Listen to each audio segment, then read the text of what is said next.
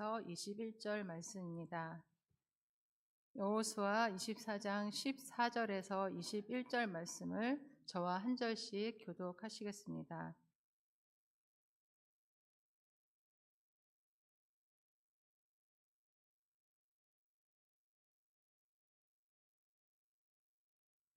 그러므로 이제는 여호와를 경외하며 온전함과 진실함으로 그를 섬기라.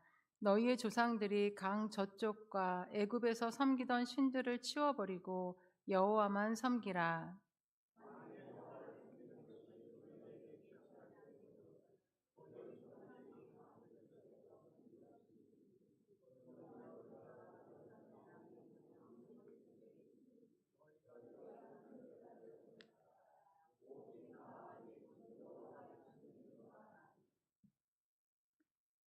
네, 18절까지인데 제가 21절까지라 그랬는데요. 18절까지만 읽겠습니다.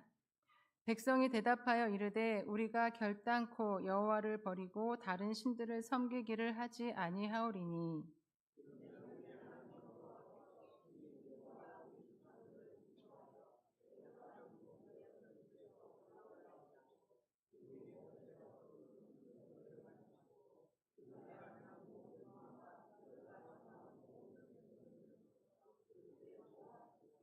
함께 읽겠습니다. 여호와께서 또 모든 백성들과 이 땅에 거주하던 아모리 족속을 우리 앞에서 쫓아내셨습니다. 그러므로 우리도 여호와를 섬기리니 그는 우리 하나님이심이니이다 하니라. 아멘. 오늘은 1월 1일 신정입니다. 한때는 우리의 고유 명절인 설날은 달력에 검은 글씨로 표기가 되어 있었고 휴일이 아니었습니다. 그리고 신정은 1월 1일부터 3일까지 빨간 글씨로 표기가 되어 있어서 3일을 연휴로 지냈었습니다.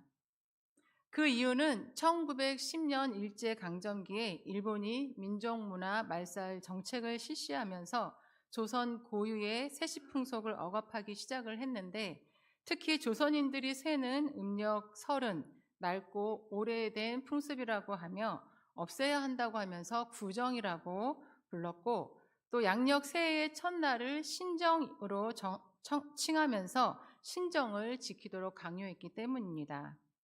그럼에도 불구하고 대다수의 우리 국민들은 음력설이 진짜 우리 설이라고 하며 지키고 있었습니다.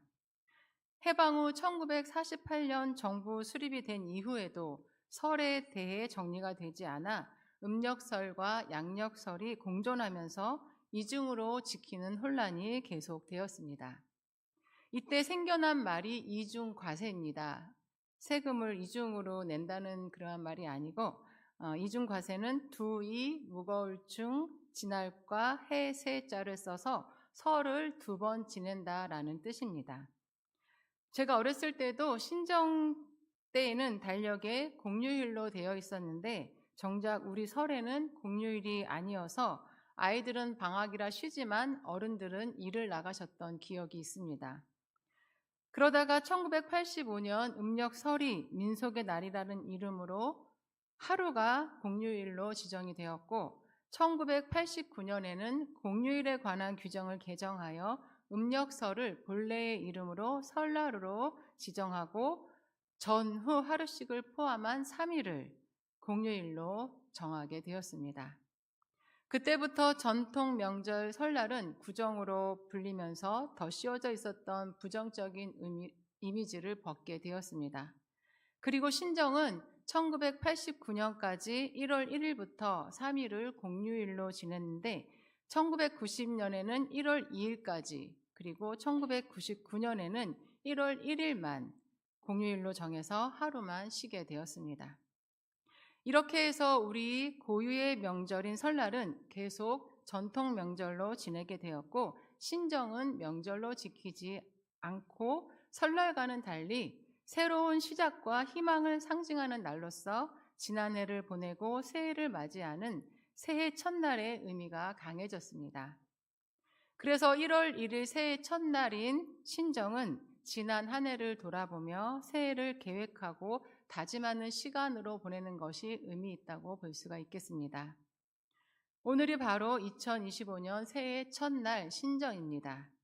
새해를 맞이하시면서 우리 성도님들은 좋은 계획을 많이 세우셨을까요? 세우셨다면 어떤 계획을 세우셨을까요? 오늘 본문 말씀에서 여호수아는 이스라엘 백성에게 앞으로 어떻게 살아갈 것인가를 결단하라고 말씀하고 있습니다. 여호수아의 이스라엘 백성들을 향한 선포의 말씀을 통해서 2025년을 계획하고 또 어떻게 살아갈 것인가를 결단하시는 데에 큰 도움을 받으시고 2025년을 하나님 안에서 계획하고 결단하실 수 있는 시간이 될 수 있기를 바랍니다. 오늘 본문 말씀 앞부분인 24장 1절 말씀을 함께 보겠습니다. 여호수아가 이스라엘 모든 지파를 세겜에 모으고 이스라엘 장로들과 그들의 수령들과 재판장들과 관리들을 부르매 그들이 하나님 앞에 나와 선지라. 여호수아가 세겜 땅에 이스라엘 백성들을 불러 모았습니다. 이제 나이가 많아 죽음이 임박하게 된 여호수아는 이스라엘 백성들에게 마지막 설교를 하기 위해 불러 모은 것입니다. 어떻게 보면 이 설교는 이스라엘 백성에게 남기는 마지막 유언과 같은 것이었습니다. 사람이 죽음을 앞두고 마지막에 남기는 유언은 매우 중요한 말일 수밖에 없습니다. 자신이 없는 상황에 후대가 더 잘 되고 행복한 삶을 살 수 있도록 고심하면서 남기는 말이기 때문입니다. 우리 성도님들은 내 인생의 죽음이 임박한 시간을 맞이하게 된다면 자녀들에게 어떤 말을 남기고 싶으신가요? 여호수아가 온 이스라엘 세겜 땅에서 불러 모으고 유언과 같이 남기는 고별 설교의 내용은 무엇이었을까요? 본문 말씀 14절에서 15절 말씀을 함께 읽겠습니다. 그러므로 이제는 여호와를 경외하며 온전함과 진실함으로 그를 섬기라. 너희의 조상들이 강 저쪽과 애굽에서 섬기던 신들을 치워버리고 여호와만 섬기라. 만일 여호와를 섬기는 것이 너희에게 좋지 않게 보이거든 너희 조상들이 강 저쪽에서 섬기던 신들이든지 또는 너희가 거주하는 땅에 있는 아모리 족속의 신들이든지 너희가 섬길 자를 오늘 택하라. 오직 나와 내 집은 여호와를 섬기겠노라 하니. 아멘. 여호수아가 이스라엘 백성들에게 마지막으로 전한 말씀을 요약하면 너희가 섬길 자를 오늘 택하라 였습니다. 여호수아가 너희가 여호와를 섬기는 것이 좋게 보이지 않거든 저쪽 갈대아 우르에서 조상들이 섬겼던 신들을 섬기든지 아모리 족속이 섬겼던 신들을 섬기든지 너희가 섬길 자를 오늘 택하라고 말씀합니다. 이 말씀의 의도는 하나님을 섬기는 것이 내키지 않거든 다른 신을 섬겨라 라는 말씀이 아니라 하나님을 섬기되 두 신을 겸하여 섬기거나 억지로 마지못해 섬기지 말고 오직 성실과 진정으로 하나님만을 섬겨야 함을 일깨워주고 있는 말씀입니다. 임박한 죽음 앞에서 여호수아는 이스라엘 백성에게 너희가 섬길 자를 오늘 택하라 라고 하면서 우상이냐 아니면 하나님이냐를 확실히 결정하여 이스라엘 공동체의 신앙을 새롭게 다지기 위한 신앙의 결단을 촉구하고 있는 것입니다. 여호수아는 임박한 죽음 앞에서 이스라엘 백성들에게 마지막으로 왜 너희가 섬길 자를 오늘 택하라 라고 하면서 분명한 신앙의 결단을 촉구하고 있는 것일까요? 그 이유는 마땅히 하나님 한 분만을 섬겨야 하는 이스라엘 백성들이 이방 신상들을 가까이 하고 있었기 때문입니다. 애굽에서 나오게 하시고 또 홍해를 갈라 건너게 하시고 광야에서 만나와 메추라기를 먹이시고 또 구름 기둥과 불길 등으로 인도하셔서 마침내 가나안 땅을 정복하게 하신 하나님을 경험한 이스라엘 백성들이 마땅히 오직 하나님만을 섬겨야 함에도 불구하고 이방신들을 가까이 하고 있었기 때문에 여호수아는 이스라엘 백성들에게 어중간한 태도를 버리고 이방신이냐 아니면 여호와 하나님이냐를 확실히 결정하게 한 것입니다. 이스라엘 백성은 그렇게 크신 하나님의 능력과 은혜를 경험하고도 왜 이방신을 가까이 하고 있었을까요? 그것은 이방신을 섬기는 것이 좋게 보였기 때문입니다. 여호수아는 15절에서 이스라엘 백성들에게 너희가 여호와를 섬기는 것이 좋게 보이지 않거든 우상을 섬기라고 말했습니다. 역설하면 지금 이스라엘 백성들은 이방인들이 이방신을 섬기는 것이 좋게 보여서 우상을 섬기고 있다는 말입니다. 이스라엘의 조상 아브라함의 가족은 유브라데 강 건너편 갈대아 우르에서 월신, 브레신, 다산의 신 등 많은 신들을 섬겼습니다. 갈대아인들이 살던 우르는 아브라함이 살던 당시에 번영이 절정에 달했던 시기였습니다. 상업의 중심지로서 무역이 활발하게 이루어지고 있었고 건축 기술과 문화와 교육 등 여러 면에서 발달된 문명의 중심 도시였습니다. 그 번영의 도시 우르에서 사는 사람들이 섬기는 신들은 좋게 보였습니다. 그들이 섬기는 신들을 섬겨야 그들처럼 잘 될 것 같았고 그들이 섬기는 신은 더 위대하고 좋게 보였습니다. 그래서 그곳에 정착해 살았던 믿음의 조상 아브라함의 가족도 그들이 섬기는 신을 섬겼고 그 후손들은 하나님을 섬기면서도 크게 번영했던 우르의 땅에서 조상들이 섬기던 신을 계속해서 버리지 않고 있었던 것입니다. 그리고 이스라엘이 가까이 했던 우상은 아모리 족속이 섬겼던 신들이었습니다. 아모리 족속은 가나안 땅에 거주하는 원주민입니다. 이스라엘은 가나안 땅 대부분을 정복했지만 다 정복하지 못한 채 각 지파에게 땅이 분배되었고 남은 원주민들과 함께 거주하게 되면서 그들에게 영향을 받게 되었고 혼인하는 일도 생기게 되었습니다. 이방인과의 혼인은 이방인의 관습과 종교까지도 자연스럽게 받아들이게 되는 일이었습니다. 또한 유목민이었던 이스라엘 백성들은 가나안 땅에 정착하면서 농사를 짓기 시작을 했습니다.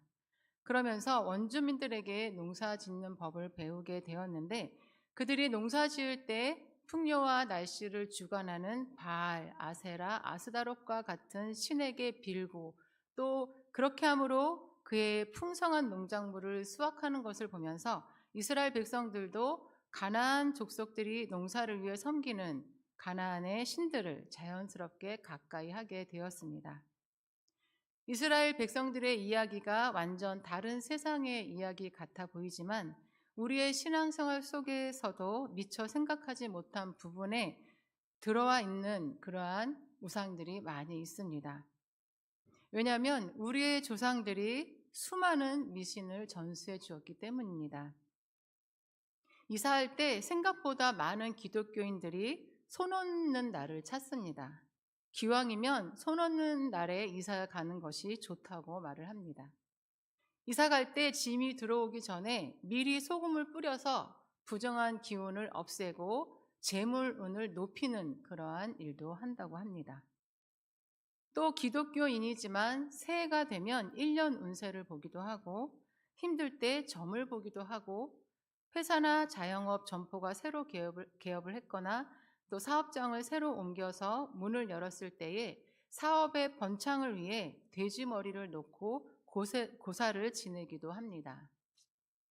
이렇게 미신을 지키고 또 점을 보고 고사를 지내는 것은 그것이 나쁘게 보이지 않았기 때문입니다. 그렇게 해서 잘 되고 또 풍요로워지고 번영하면 좋은 것이기 때문입니다. 때로는 신천지나 하나님의 교회 또 통일교와 같은 이단을 보면서 좋게 볼 때도 있습니다. 그들은 직업도 알선해주고 결혼도 성사시켜주고 또 사랑이 넘치는 그러한 분위기에서 예배를 드린다고 합니다. 그들이 그렇게 하는 이유는 그들이 섬기는 이만이나 문선명이나 또 안상홍이 하나님이 아니기 때문입니다. 사람이기 때문에 사람의 방법으로 사람들을 미혹하는 것입니다. 교회 안에서 사람들에게 상처받고 섭섭해하고 불만을 계속 가지다 보면 이단에 미혹되기 쉽습니다. 그들의 모습이 따뜻해 보이고 그들이 섬기는 신이 좋게 보이게 됩니다. 이스라엘 백성들은 자신들의 삶도 저 이방인들처럼 더 풍요롭기를 바라고, 더 번영되기를 바라고, 또 안정되기를 바라면서 이방인들의 신을 좋게 보며 우상을 가까이 하고 있었던 것입니다. 그런 이스라엘 백성들을 보면서 여호수아는 마지막으로 주어진 시간에 옛날 이스라엘 조상들의 결단의 장소였던 세겜에서 이방의 우상이냐 아니면 여호와 하나님이냐를 확실히 결정하도록 백성들에게 촉구하였던 것입니다.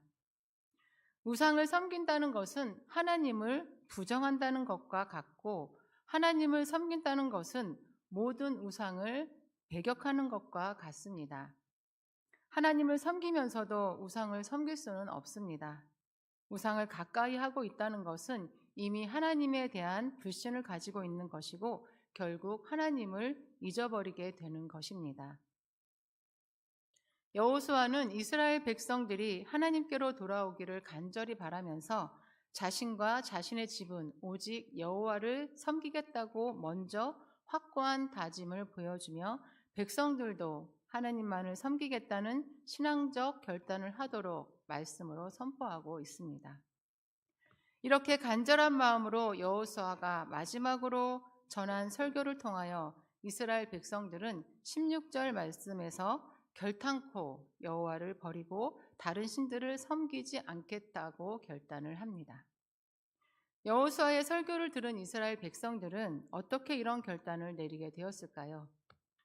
첫 번째는 여호수아의 말씀을 듣고 하나님과 우상을 엄밀히 비교했기 때문입니다. 여호수아는 이스라엘 백성들에게 여호와를 섬기는 것이 좋게 보이거든 지금 섬기고 있는 우상들을 섬기라고 말씀했습니다. 그 말씀은 지금 이스라엘 백성들이 가까이 하고 있는 우상과 본래 그들이 섬겼던 하나님을 비교하게 되었습니다. 그리고 그 말씀을 통해 여호와 하나님을 버리고 저 이방신이 온전히 믿고 따를 수 있는 신인가를 생각해 보게 되었습니다. 생각해 보니 하나님은 이방 신들과는 비교도 할 수 없는 분이었습니다. 여호와 하나님은 다른 많은 신들 중에 하나의 신이 아닙니다. 많은 신들 중에 가장 뛰어난 신이라서 하나님을 섬기는 것이 아니라 오직 여호와 하나님은 그분만이 홀로 참 신이시고 다른 나머지 모든 우상들은 한낱 돌이나 나무 횟조각 같은 것과 같지 않다는 것입니다. 본래 하나님만을 섬겼던 이스라엘 백성들은 자신들의 삶에만 집중하여 좀 더 잘되고 좀 더 풍요로워지고 안정적이고 싶어 이방인들을 따라 가까이 했던 우상들의 허상을 깨닫고 홀로 참 신이신 하나님을 상기시키며 하나님이 아닌 우상을 버리겠다고 결단을 내렸던 것입니다. 우상은 아무리 뛰어나도 피조물입니다. 요즘 TV 방송에 무속인이나 역술인들이 참 많이 나옵니다. 특히 신내림을 받고 신을 모시며 무속인으로 살아가는 사람의 모습을 접하게 되는데 그들이 모시는 신 또한 피조물이며 결국 마지막 때에 저 무적행으로 떨어질 존재입니다. 그 존재는 인간을 묶어 지배하고 이용하고 있는 존재입니다. 전에 있던 교회에서 신내림을 받은 분이 세가족으로 등록을 하셨습니다. 신내림 받은 분의 눈은 일반 사람과 많이 다릅니다. 눈을 마주치기 어려울 정도로 굉장히 강렬합니다. 저는 그분을 세가족 교육을 시키면서 정말 경험해 보지 못했던 아주 특이한 경험을 몇 번 해보았습니다. 그분은 자신의 할머니와 어머니 그리고 언니까지 신내림을 받았는데 할머니가 너무 용해서 굉장히 돈을 많이 벌었지만 마지막에는 신에게 버림을 받고 아주 비참하게 죽어가는 것을 목격을 했습니다. 그리고 그 외에도 주변에 많은 무당들이 단 한 명도 마지막이 좋은 것을 보지 못했습니다. 그래서 자신은 더 이상 신을 모시지 않고 주변 사람들에게 귀로만 들었던 여호와 하나님을 섬기고 싶다고 교회를 찾아왔던 것입니다. 우리를 사랑하시고 우리에게 영원한 생명을 주시는 분은 오직 하나님 한 분이십니다.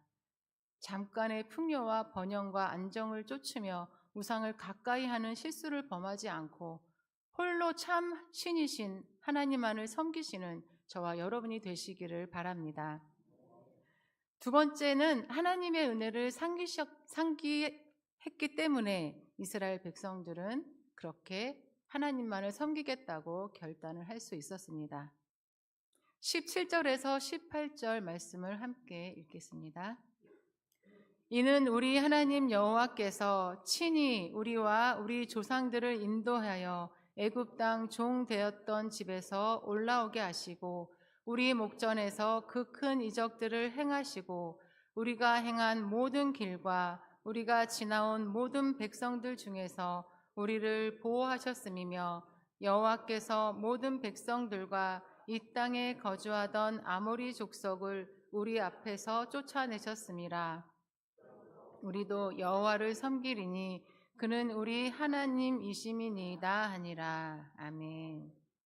본문 말씀의 앞부분인 2절에서 13절에서 여호수아는 애굽에서 번성하게 하시고 또 학대 받았을 때 애굽에서 건져주시고 홍해를 건너 죽음의 땅 광야에서 지켜주시고 또 요단 동편부터 서편까지 정복하게 하신 하나님의 은혜에 대하여 설교를 했습니다.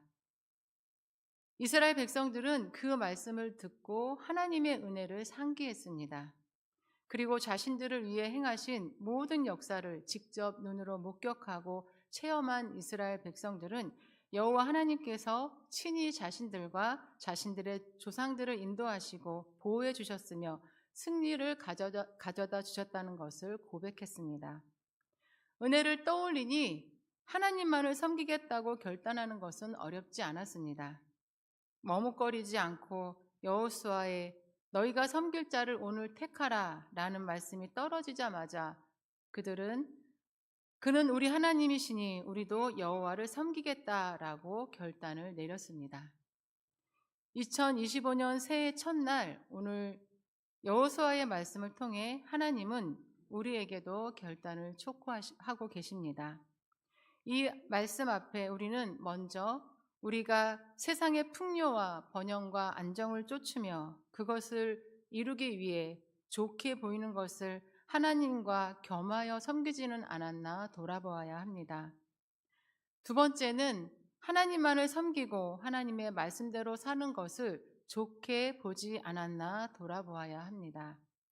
조금만 편법을 쓰고 약간의 불법을 행하면 해결될 것을, 융통성을 발휘하면 이득을 보게 될 것을 끝까지 말씀 안에서 정결하게 살려고 애쓰는 모습, 그리고 문제 해결을 위해서 끝까지 기도하는 것을 보며 미련하다고 여기지는 않았나 돌아보아야 합니다. 그리고 마지막으로 하나님이 어떤 분이신지, 내가 어떤 은혜를 받았는지를 상기하시기 바랍니다. 하나님은 전 우주를 다스리시며 만물의 생사화복을 주관하시는 만유의 왕이십니다. 우리가 좋게 보이는 것은 우리에게 잠깐의 유익을 줄 수는 있지만 영원한 생명과 영원한 기쁨과 참 평안을 주시는 분은 오직 하나님 한 분이십니다. 그 하나님이 우리와 항상 함께 하시며 우리를 건져주시고 지켜주시고 승리하게 인도해 주셨으며 앞으로도 그렇게 할 것입니다. 2024년을 돌아보시면 하나님 은혜가 아닌 것이 하나도 없었음을 고백하게 됩니다. 아무리 힘들고 어려운 상황에 처해도 우리의 눈물과 아픔을 아시는 하나님 앞에서 울며 기도할 수 있다는 사실만으로도 우리는 감사했었습니다. 그리고 예전에도 그러셨던 것처럼 결국 다시 일어서게 하시고 회복시켜 주시고 승리하게 하시니 우리는 감사할 수밖에 없었습니다. 2025년 새해에도 그 모든 은혜를 기억하시면서 은혜 안에서 오직 여호와 하나님만을 섬기시며 승리하시는 저와 여러분이 되시기를 간절히 바랍니다. 이 시간에 찬양 한 곡 부르겠습니다. 오직 예수뿐이네. 함께 찬양 부르신 후에 기도하시겠습니다.